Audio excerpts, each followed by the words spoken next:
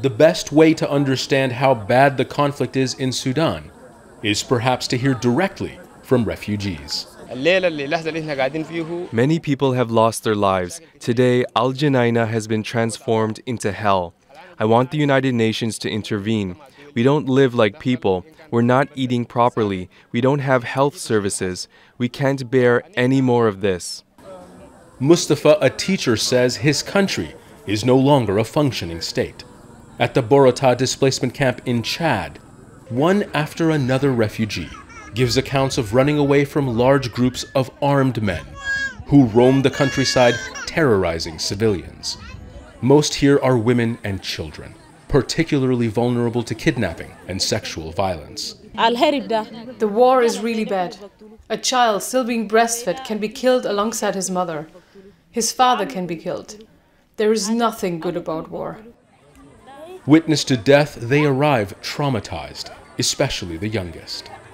We have to move them from the border area to the safer place, as well as we have to move them where they can have all the assistance and services, such as a school that a lot of parents mention about, that they want to send their children to schools, as well as health services that they can access. Aid groups say it's a race against time. Rains will come, the camp will flood, and this remote area will become inaccessible. We were here just a few days ago, and there are already signs that this camp is getting bigger and people are adapting to their circumstances. This is a makeshift market right in the middle of this dry riverbed. You can buy food, shoes, fruits, flashlights, charge your cell phone. You can get soaps and biscuits, really anything people might immediately need. The other sign that this camp is changing, that it's getting bigger, is that there are now makeshift tents on both banks of the river.